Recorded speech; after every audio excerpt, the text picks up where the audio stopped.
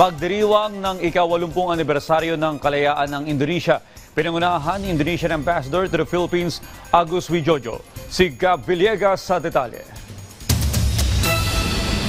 Daang-daang miyembro ng Indonesian community ang nakiisa sa pagdiriwang ng ika-80 anibersaryo ng proklamasyon ng kalayaan ng bansang Indonesia na ginanap sa Makati City. Pinangunahan ni Indonesian Ambassador to the Philippines, Agus Wijoyo, ang selebrasyon kung saan inawit nila ang kanilang national anthem na Indonesia Raya.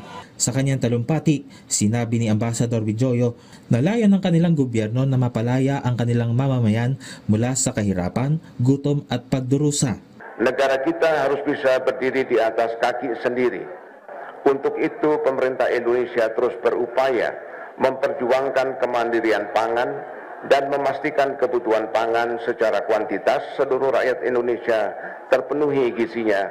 Ibinahagi rin ng embahador ang pagsali ng Indonesia sa BRICS na binubuo ng Brazil, Russia, India, China at South Africa at ang pangunguna nito sa pagsusulong ng pagkakaroon ng two-state solution sa pagitan ng Israel at Palestine.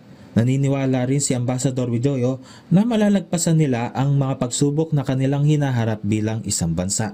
Untuk itu saya mengajak kita semua untuk menyongsong Indonesia Emas 2045 dengan membekali diri kita, memperlengkapi diri kita dengan berbagai keahlian yang mampu meningkatkan daya saing kita sebagai sumber daya manusia yang berkualitas dan handal. Pagkatapos ng talumpati ay nagsagawa naman ng cultural presentation ang Indonesian community kung saan pinakita nito ang mayamang kultura ng kanilang bansa. Para sa Indonesia na si Captain Zaraful Ruli, hindi lamang paglaya mula sa mga mananakop ang kanilang pagdiriwang sa kanilang kasarilan.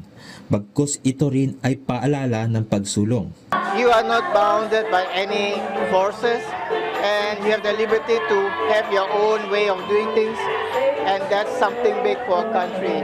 August 17, 1945 nang ideklara ng Indonesia ang kanilang kalayaan mula sa bansang The Netherlands na siya ring hudyat ng kanilang pag-aaklas laban sa pwersang Dutch na nakakasakop sa kanila noon. Habang nangyayari ang kaguluhan, ay isinasagawa naman sa The Hague ang Dutch-Indonesian Roundtable Conference kung saan nagkaroon ng negosasyon para kilalanin ng bansang The Netherlands ang soberanya ng Indonesia na naratipikahan noong 1949. Gab Humilde Villegas para sa Pambansang TV sa Bagong Pilipinas.